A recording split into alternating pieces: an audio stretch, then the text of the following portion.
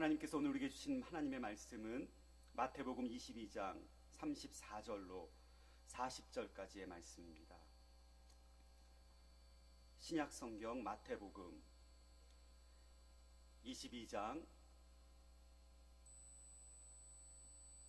34절로 40절까지의 말씀을 우리 한 목소리로 함께 말씀을 합독해서 읽도록 하겠습니다. 우리 34절부터 함께 읽겠습니다. 예수께서 사두개인들로 대답할 수 없게 하셨다함을 바리새인들이 듣고 모였는데 그 중에 한 율법사가 예수를 시험하여 묻되 선생님, 율법 중에서 어느 계명이 크니이까?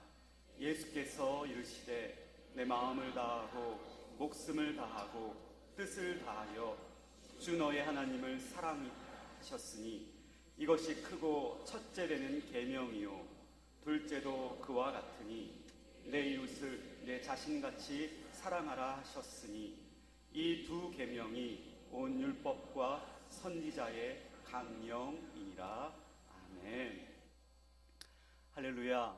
오늘도 거룩한 주일 2부 예배 오신 여러분들에게 예배드리는 가운데 하나님의 은혜와 성령의 충만한 역사가 나타나게 되기를 주님의 이름으로 축복합니다.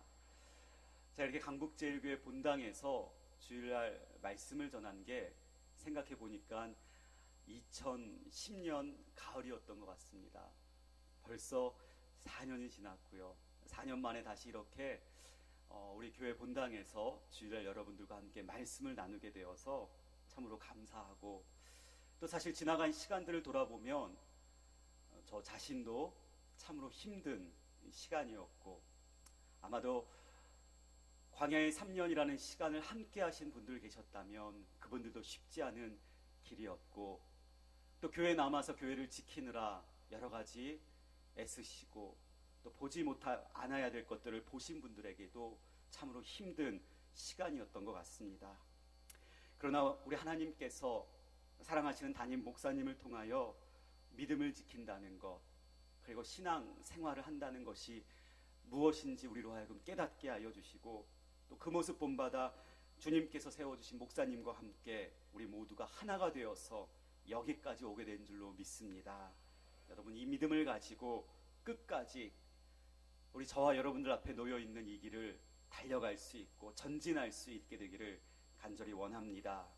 반드시 이 길 끝에 우리 주님께서 우리를 맞이하고 계실 것이며, 또 우리에게 예비해 놓으신 하늘의 놀라운 것들로 우리에게 채우시고 역사해 주실 줄로 믿습니다.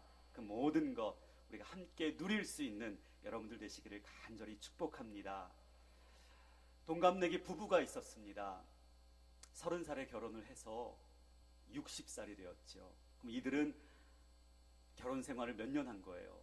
30년이라는 시간을 부부로서 함께 살았습니다.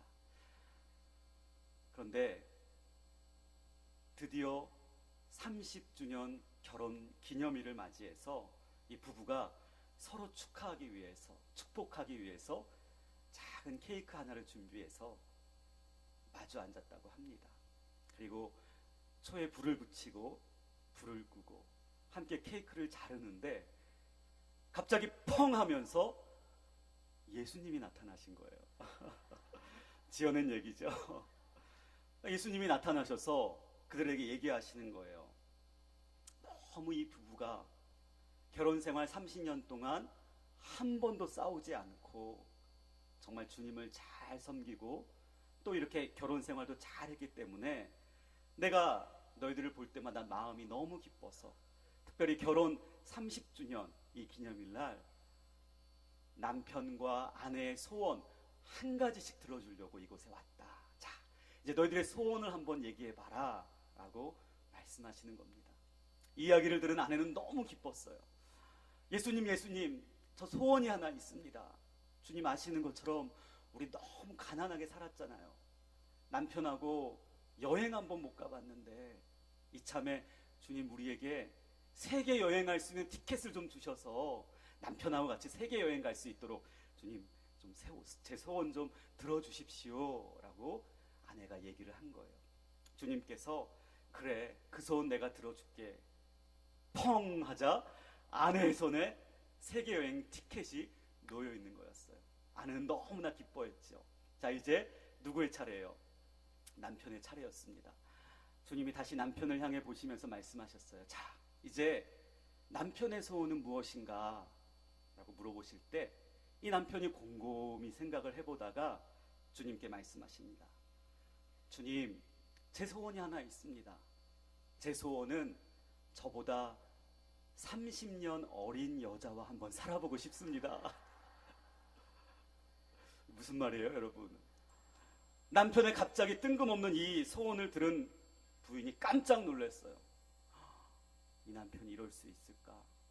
30년이라는 시간을 부부싸움 없이 한 번도 부부싸움 없이 같이 행복하게 살았는데 주님 앞에서 내놓은 소원이라는 게 자기보다 30년 어린 여자와 한번 살아보고 싶다는 그 남편에 대한 배신감을 느꼈다는 것이죠. 어떻게 해요? 주님 소원 들어준다고 하셨는데, 소원을 얘기했는데 어떻게 해요? 소원 들어줘야지. 그래서 주님이 아내 얼굴을 한번 힐끗 보시다가, 그래, 네 소원이니까, 남편의 소원이니까 내가 그 소원 들어주겠다. 펑 하면서 놀라운 일이 벌어졌어요. 남편의 나이가 60살이 아니라 90살이 되었다는 거죠. 자, 어떻게 된 겁니까? 남편의 소원이 이루어졌나요? 그렇죠. 30년 어린 지금의 아내, 60살 그 아내와 평생 살게 되었기 때문에 남편의 소원이 이루어진 겁니다. 그래요.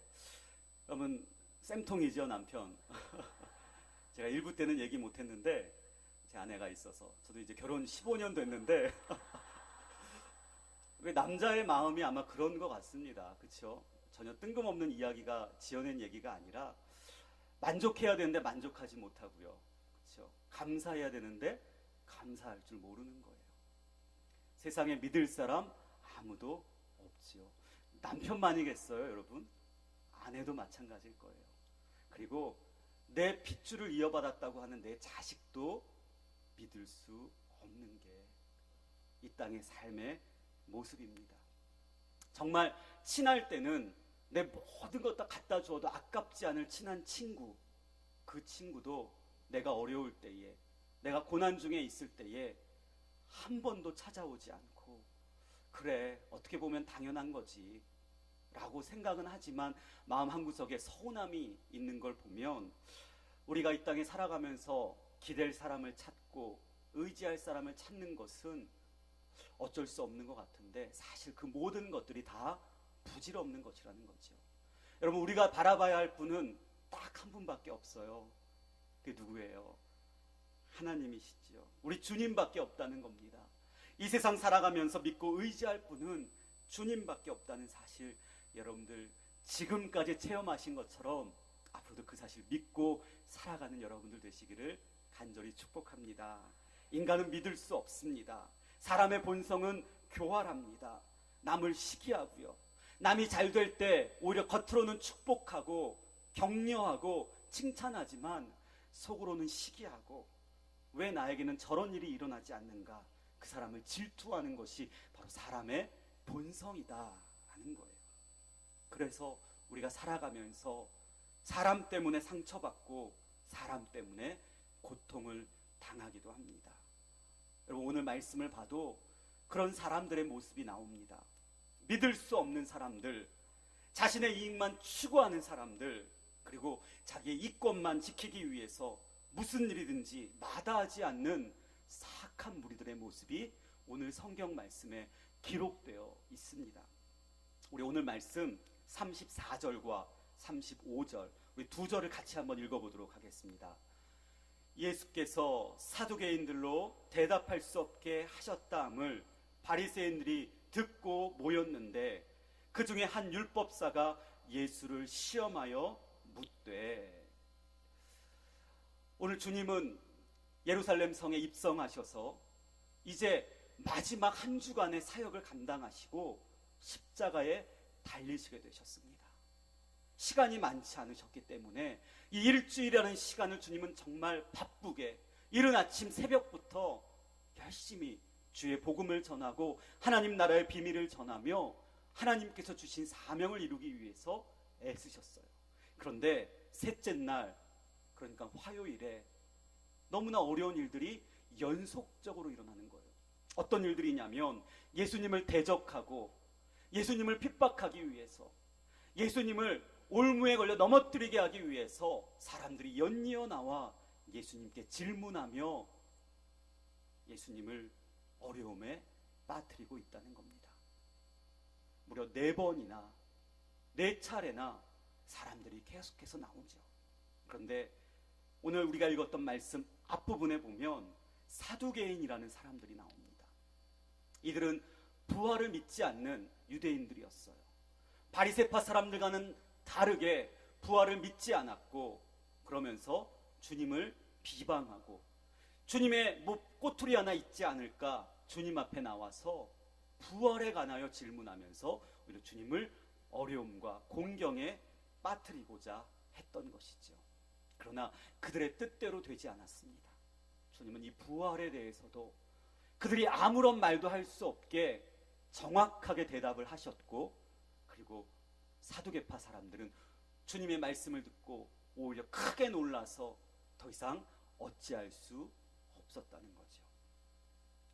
그러자 그 소식이 예루살렘 성에 퍼지게 되었고, 사두개파 사람들과는 다른 입장을 가지고 있었던 바리새파 사람들, 즉 바리새인들이 다시 주님께 모여들기 시작했다라는 것입니다.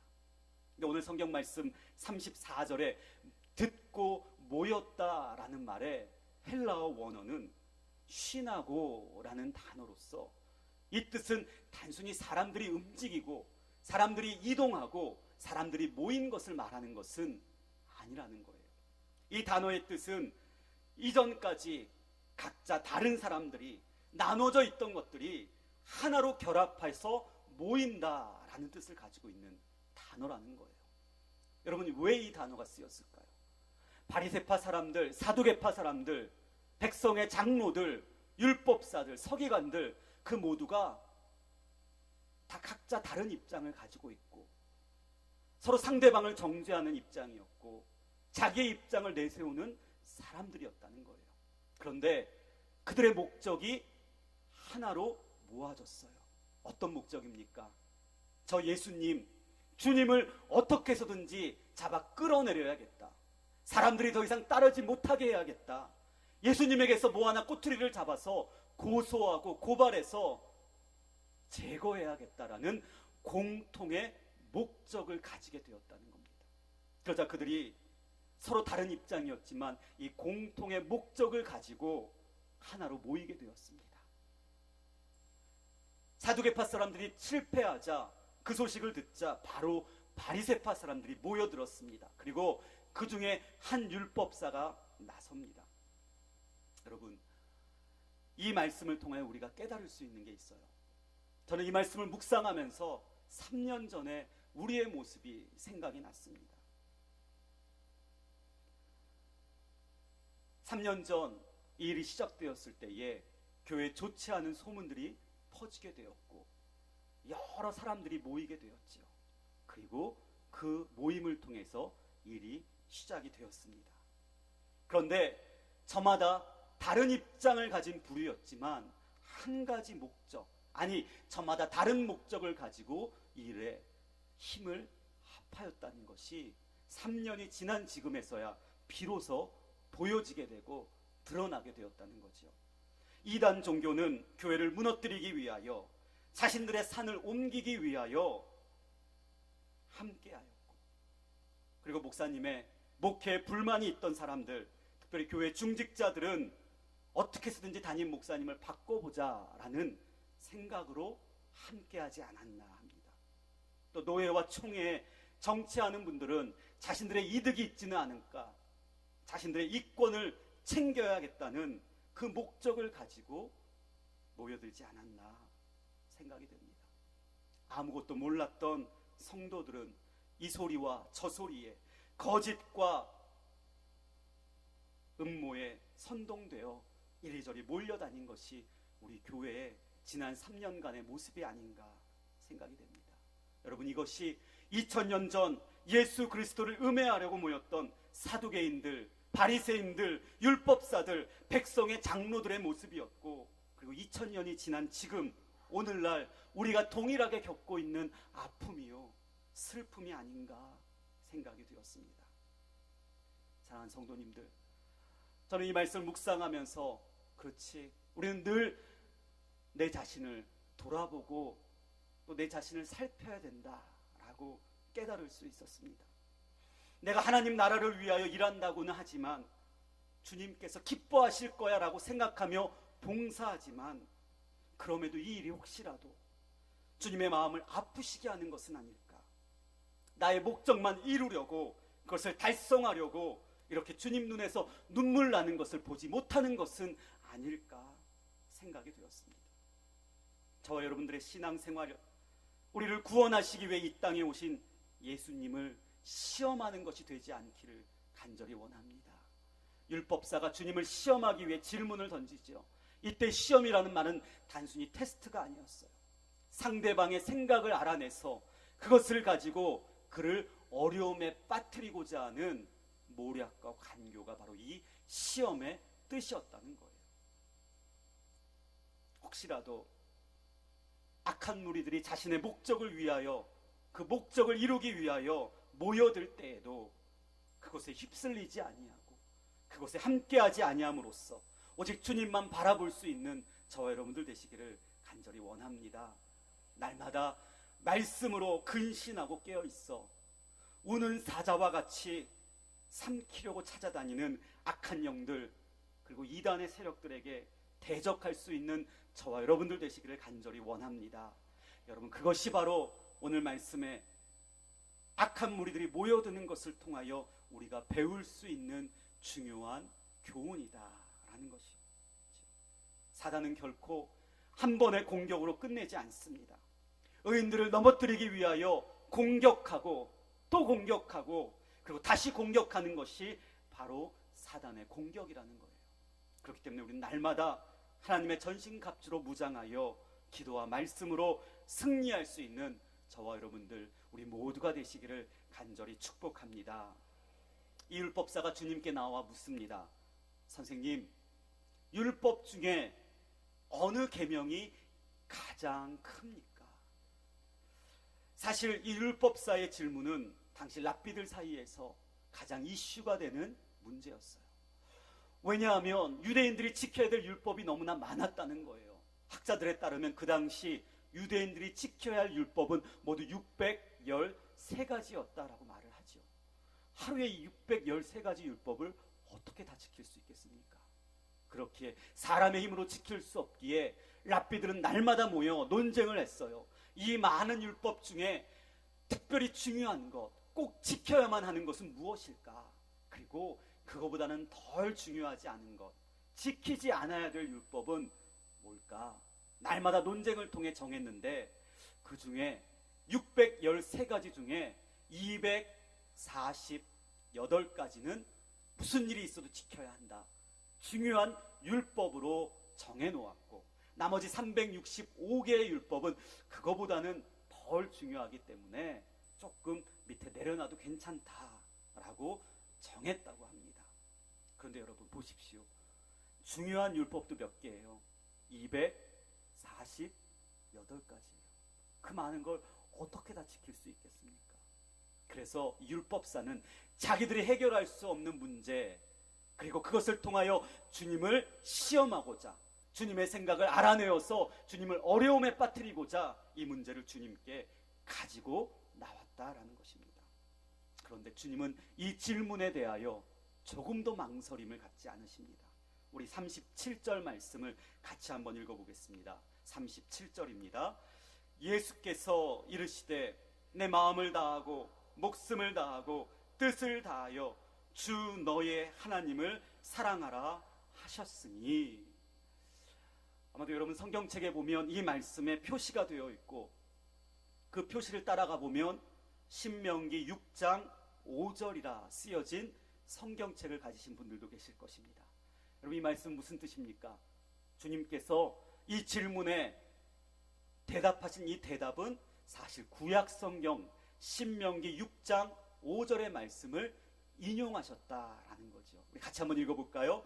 너는 마음을 다하고 뜻을 다하고 힘을 다하여 내 하나님 여호와를 사랑하라 라는 말씀을 우리 주님께서 인용하셨어. 하나님을 사랑하는 것, 주 너의 하나님을 사랑하는 것이 가장 중요한 계명임을 모여있는 백성들에게, 무리들에게 분명하게 말씀하셨다라는 것입니다.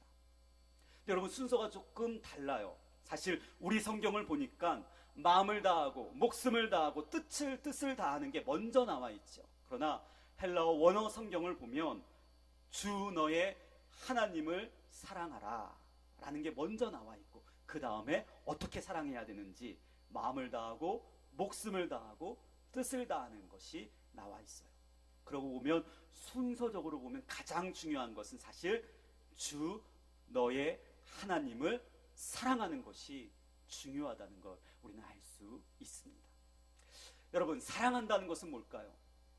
아마도 여기 계신 분들 사랑 다 해보셨기에 많은 사람들은 사랑이라는 단어를 떠올리면 뭔가 눈에 보이는 것을 상상합니다. 눈에 보이는 행동, 눈에 보이는 것, 그것을 통하여 내가 사랑이라고 느낄 수 있는 것, 우리는 흔히 쉽게 사랑을 상상을 하죠. 그러나 오늘 주님께서 말씀하신 사랑하라 라는 이 단어는 사실 오늘 말씀 헬라어 원어를 보면 아가페세이스라는 말입니다. 그 원형은 아가파오라는 말로써 이 단어는 겉으로 드러나는 사랑의 모습이 아니에요. 겉으로 나타나는 사랑의 행동을 말하는 것이 아니라는 거죠. 오히려 이것은 내가 받은 은혜에 대해서 감사하는 것, 풍성한 그 복종과 순종의 마음, 그리고 내 내면에서 흘러 넘치는 상대를 향한 경외하는 마음, 이것을 가리켜 아가파오, 즉 사랑한다 라고 주님은 말씀하셨다는 겁니다. 즉 주님 사랑하라고 말씀하셨을 때 이 뜻은 사랑하는 행동 대신에 먼저 마음속에서 우러나오는 풍성한 사랑의 감정이 있어야 한다는 거죠. 그 사랑의 감정이 있을 때에 자연스럽게 우리는 말씀을 지키게 되고 말씀에 따르게 되고 그 말씀대로 살아가는 순종과 실천의 모습이 나타나게 된다라는 것입니다. 여러분, 저는 이 말씀이 바리새인에게만 말씀하시는 주님의 말씀이 아니라고 생각됩니다. 오늘 이 시대를 살아가는 저와 여러분들에게 믿음 생활할 때에, 신앙 생활할 때에 하나님께서 주시는 말씀이라 믿습니다. 우리가 하나님을 사랑해야 합니다. 하나님을 사랑하지 않고서 이 자리에 있다면 이것은 너무나 헛된 일일 것이고 아무런 의미가 없는 것일 것입니다. 죽을 수밖에 없는 죄인이었지만 구원의 은혜를 허락하여 주시고, 그리고 그 은혜를 내가 알기에 주님 앞에 나와 감사할 수밖에 없고, 감사하기에 오늘도 주시는 말씀이 있다면 그 말씀에 순종하고 그 말씀에 복종할 수밖에 없고, 살아가면서 나를 사랑하시는 주님이 계시기에 그 주님을 늘 경외하고 두려워할 줄 아는 사람이 바로 하나님을 사랑하는 그 사랑의 모습이 아닐까 생각이 됩니다. 저는 우리 모두가 하나님을 사랑할 수 있게 되기를 원합니다. 입술의 고백만이 아닙니다. 오늘 말씀처럼 내면에서 차고 넘치는 그 풍성한 사랑의 마음으로 주님 앞에 나아가 주님 사랑한다고 고백할 수 있는 저와 여러분들 모두가 되시길 주님의 이름으로 축복합니다. 그런데 그 사랑의 방법에 대해서 주님 오늘 말씀에 세 가지로 중요하게 말씀을 하시죠. 첫 번째는 마음을 다하여야 한다는 거예요. 여러분, 마음을 다한다는 것은 그 진실, 그 내면에 거짓이 없어야 된다는 거예요. 가식적이지 않는다는 거죠. 내 겉으로는 하나님 사랑합니다라고 하지만 그 마음에 하나님보다 더 다른 것을 사랑한다면 그것은 마음을 다하여 사랑하는 것이 아니라는 거죠. 마음을 다하고 진실하게 거짓 없이 사랑하는 마음, 그것이 주님께서 가르쳐 주신 첫 번째 사랑의 방법이다라는 거죠. 여러분, 두 번째는 무엇입니까? 목숨을 다해야 한다는 거예요. 여기서 이 목숨이라는 단어는 호흡, 생명이라는 뜻을 가지고 있지요. 다시 말하면 주님께서 우리에게 호흡을 주셨는데, 우리에게 생명을 주셨는데, 그것까지 드릴 수 있는 마음으로 하나님을 사랑해야 한다라는 것이에요. 마지막 세 번째는 뜻을 다하는 것입니다. 여러분, 이 뜻은 나의 생각과 나의 지각이에요. 내가 이해하는 것, 내가 느끼는 것, 그리고 내가 갈망하는 마음으로 하나님을 사랑해야 한다라는 것입니다. 복잡한 것 같지만 단순합니다. 마음을 다하고 뜻을 다하고 목숨을 다하는다는 것, 이것은 한마디로 말하면 하나님께서 여러분들에게 주신 모든 것이에요. 우리에게 주신 그 모든 것을 가지고 하나님을 사랑해야 한다는 것이죠. 여러분, 이것이 바로 마음을 다하고 목숨을 다하고 뜻을 다하여 사랑한다는 의미라는 것입니다. 저는 오늘 저와 여러분들 모두가 하나님을 사랑할 때 나의 모든 것을 가지고, 하나님께서 내게 주신 것이 참 많은데 그것을 가지고 하나님 사랑합니다, 그것을 가지고 하나님을 사랑할 수 있는 저와 여러분들 모두가 되시길 주님의 이름으로 축복합니다. 그런데 주님은 이 질문에 대한 대답, 여기까지만 말씀하셔도 되는데, 아니, 이 대답만으로 충분했는데 오늘 주님은 이 대답에 한 가지를 더 덧붙여주고 계십니다. 그것이 바로 39절의 말씀입니다. 우리 함께 39절 읽겠습니다.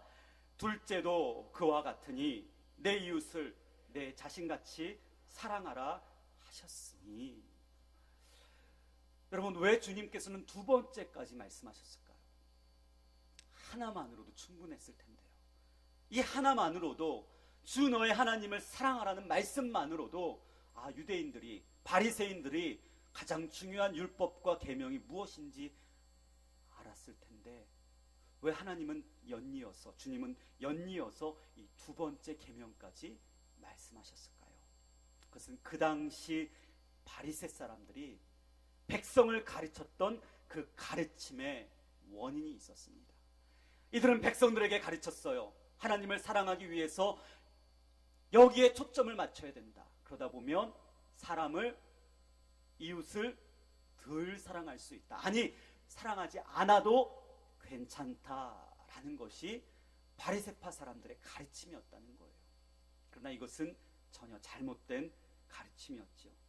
요한일서 4장 21절 말씀을 보면 이렇게 말씀합니다. 하나님을 사랑하는 자는 또한 그 형제를 어떻게 한다고요? 사랑해야 된다는 거죠. 하나님을 사랑하는 자는 이웃을 사랑해야 되고 형제를 돌봐야 하는 것이 너무나 당연하다는 것이 하나님의 뜻이었다는 거죠. 주님은 어느 것 한 가지도 소홀히 할 수 없기에 하나님을 사랑하는 것도 중요하고, 두 번째로 뿐만 아니라 이웃도 내 몸과 같이, 내 자신과 같이 사랑해야 한다라고 말씀하고 있다는 거예요. 우리의 모습은 어떻습니까? 날마다 릴레이 기도회가 진행되고 있습니다. 주님, 저 릴레이 기도회 한 번도 빠지지 않고 날마다 주님께 기도합니다. 주님 사랑합니다. OIB 성경 일독 교재를 가지고 날마다 성경 일독을 하고 있습니다. 저 주님 사랑합니다. 그러나 정작 주변에 고통 중에 있는 사람들, 굶주린 사람들, 가난한 자들, 병든 자들, 소외당하는 자들을 돌아보지 않고 주님 사랑한다고 말한다면 이것은 결코 하나님을 사랑하는 사랑의 모습이 아니라는 거죠. 먹을 것이 없어 굶주리고 헐벗고 소외되어 있는 사람들을 향하여 기꺼이 손을 내밀어 줄 수 있는 그 이웃사랑을 통해서 바로 우리의 하나님 사랑이 완성되어진다라는 것입니다. 여러분, 우리가 살아가면서 우리의 하나님에 대한 사랑, 그 뜨거운 사랑, 그 열정적인 사랑을 내 주변에 있는 이웃들을 향하여 사랑함으로써 그 하나님에 대한 사랑을 완성 지을 수 있는 저와 여러분들 모두가 되시길 주님의 이름으로 축복합니다. 서울이 고향인 남자와 경상도가 고향인 여자가 결혼을 했어요. 신혼생활은 누구나 그랬듯이 아주 그냥 깨가 쏟아지는 신혼생활이었습니다. 너무나 행복한 시간의 연속이었어요. 어느 날은 국수를 삶아 먹게 되었습니다. 서울 출신의 남자와 경상도 출신의 여자가 이 국수를 삶아 먹으면서 아주 사랑을 나눴는데, 그런데 먹다 보니까 사소한 다툼이 생겼어요. 그런데 사소한 것이 아니었습니다. 도무지 해결할 수 없는 큰 다툼이 된 거였어요. 드디어 남편이 말합니다. 여보, 이 문제 우리가 도저히 해결할 수 없으니까 우리 옆집에 선생님이, 국어 선생님이 살고 있으니까 그 선생님 찾아가서 누가 맞는지 한번 알아봅시다. 여러분, 뭐 때문에 싸웠냐면 서울 출신의 남편은 국수를 국수라고 말하는 거고요, 경상도 출신의 이 아내는 국수를 뭐라고 말한 거예요? 국시라고 말하는 거예요. 서로 자기가 옳다고 하는 거죠. 그래서 옆집에 사는 고등학교 국어 선생님을 찾아가서 물었습니다. 선생님, 국수가 맞습니까? 국시가 맞습니까? 어떤 게 맞습니까? 그러니까 선생님이 대답하시는 거예요. 국수하고 국시는 다릅니다. 국수는 밀가루로 만든 거고요, 국시는 밀가리로 만든 거예요. 남편이 좀 의아했어요. 그렇군요. 그러면 밀가루와 밀가리는 뭐가 다르죠? 밀가루와 밀가리는 차이가 있죠. 밀가루는 봉지에 담는 거고요, 밀가리는 봉다리에 담는 거예요. 남편이 이해가 안 되는 거예요. 그러면 선생님, 봉지하고 봉다리는 뭐가 다릅니까? 봉지는 가게에서 파는 거고요, 봉다리는 전방에서 파는 거예요. 전방 아시죠? 남편은 도무지 이해가 안 됐습니다. 그럼 선생님, 가게하고 전방은 어떻게 다르죠? 그러자 선생님이 말합니다. 예, 가게에는 아주머니가 계시고요, 전방에는 누가 계세요? 아지매가 계시죠. 그래요. 남편이 다시 묻습니다. 선생님, 그러면 아주머니와 아지매는 어떻게 다릅니까? 아주머니는 아기를 업고 계시고요, 아지매는 누구를 업고 있어요? 얼라를 안고 있죠. 업고 있죠. 다시 묻습니다. 이제 마지막 질문이에요. 그러면 선생님, 아기하고 얼라는 어떻게 다릅니까? 선생님이 대답합니다. 예, 아기는 누워 자죠. 그런데 얼라는요, 디비자입니다. 그래요, 여러분. 이 우스개 이야기가 무엇을 말해요? 국수와 국시 다른 건가요? 밀가루와 밀가리, 봉지와 봉다리, 가게와 전방, 그리고 아주머니와 아지매, 아기와 얼라, 누워 자는 것과 디비 자는 것, 다 같은 말이죠. 근데 이것 때문에 싸운다는 거예요. 이것 때문에 다툰다는 겁니다. 말이 다르고 표현이 다르고 느낌이 다를 뿐인데, 이런 싸움과 다툼이 우리 교회 안에도 있다는 거예요. 여러분, 우리가 하나님을 사랑한다고 말하지만 정작 나와 다른 이웃을, 나와 다른 성도를, 나와 다른 교인들을 사랑하지 못하고 하나님을 사랑한다고만 말하면, 여러분, 그것은 주님의 마음을 아프시게 하는 것이고 하나님을 사랑하는 사랑의 모습이 결코 아니라는 것입니다. 여러분, 우리 교회는 달라야 합니다. 우리는 지난날의 아픈 기억이 있습니다. 그러나 이 아픈 기억을 딛고 일어서서 새로운 역사를 써내려가야 합니다. 그렇게 하기 위해서 우리는 다시 한번 주님의 말씀으로 돌아가야 합니다. 주님의 말씀 속에 있는 정답을 찾아야 합니다. 하나님을 사랑해야 하고, 그리고 이웃을, 내 주변의 성도를 사랑함으로써 우리의 본분을 다해야 될 줄로 믿습니다. 저는 우리 교회가 그런 역사의 놀라운 현장이 되기를 주님의 이름으로 축복합니다. 제가 신학과 1학년, 대학교 1학년에 입학했을 때의 이야기입니다. 제가 입학한 학교는 신학교가 아니라 종합대학교 안에 있는 신학과였어요. 그러다 보니까 다른 전공의 학생들이 굉장히 많았고, 다른 전공의 건물들이 많았어요. 예를 들어서 인문대학도 있었고, 경영대학도 있었고, 공과대학도 있었고, 음대도 있었고, 이런 여러 이제 다른 건물들이, 그 중에 하나가 이제 신과대 건물이었습니다. 그런데 저는 건물을 보고 너무 상처를 받았어요. 왜냐하면 다른 단과대 건물은 너무 좋은 거예요. 시설이 너무 최첨단이에요. 그런데 신과대 건물은 거의 돌로 만들어져서 수십 년, 거의 100년 가까이 된, 그래서 겉에서 보기에는 운치가 있어요. 돌로 지어졌고, 그리고 담쟁이 덩쿨이 느려져 있고, 그런데 안에 들어가 보면 너무나 춥고 썰렁하고, 그리고 아무런 시설도 갖춰져 있지 않은. 그래서 왜 우리는 이럴까? 왜 이곳에서 우리만 이렇게 열악한 환경에서 공부를 해야 할까? 불평과 그런 마음이 있었습니다. 입학한 3월은 쌀쌀했잖아요. 아직도. 그래서 학생들이 추워서 난방시설도 제대로 되지 않아서 물을 끓여서 작은 라지에이터에서 모여 앉아서 수업을 듣곤 했는데, 첫 수업 시간이 한국 교회사 시간이었어요. 역사를 가르치신 나이 많으신 교수님께서 첫 마디 하신 말씀이 아직도 기억이 됩니다. 그 교수님께서 이런 말씀을 하셨어요.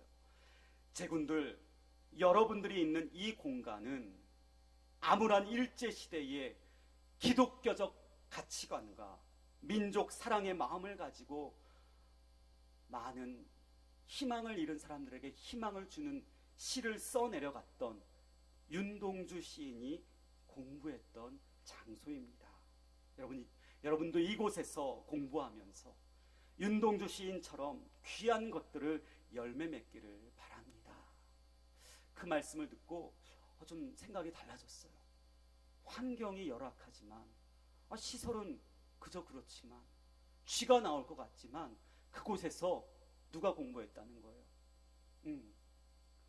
그렇게 생각해 보니까 환경과 상황이 더 이상 중요한 문제가 아니었다는 거죠.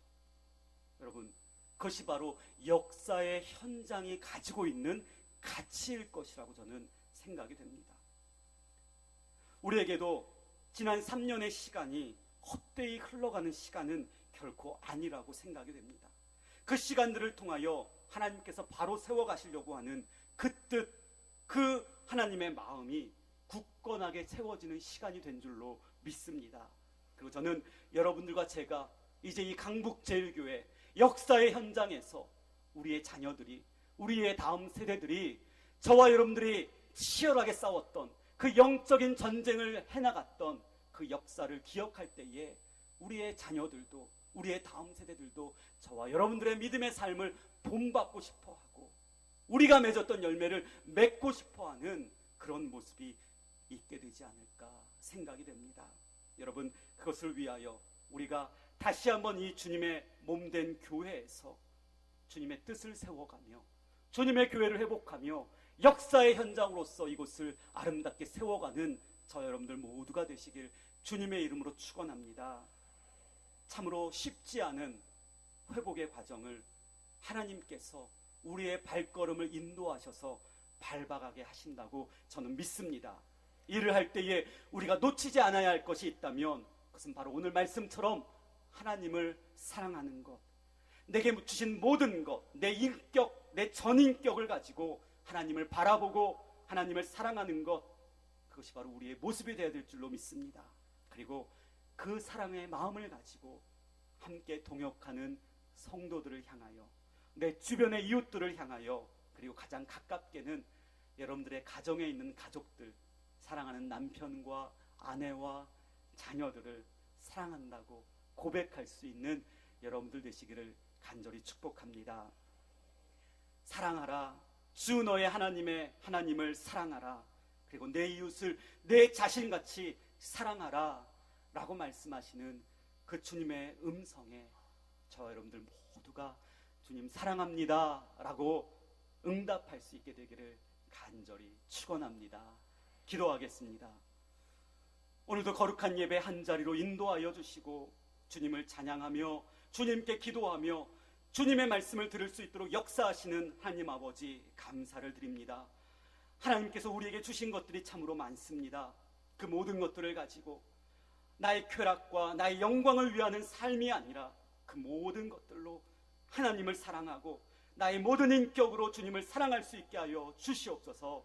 그리고 여기에서 멈추는 것이 아니라 이 사랑을 내 이웃을 향하여, 가족을 향하여, 그리고 믿음의 동력자들을 향하여 펼치게 하여 주셔서 하나님을 사랑하고 이웃을 사랑하는 믿음의 사람들 되어 주님을 기쁘시게 하는 우리 모두가 되게 인도하여 주시옵소서.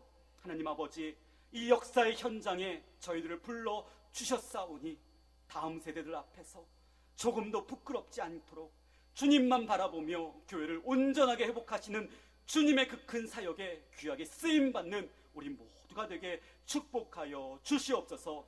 결코 변치 않으시고 영원한 사랑을 베푸시는 예수 그리스도의 이름으로 간절히 기도드리옵나이다. 아멘.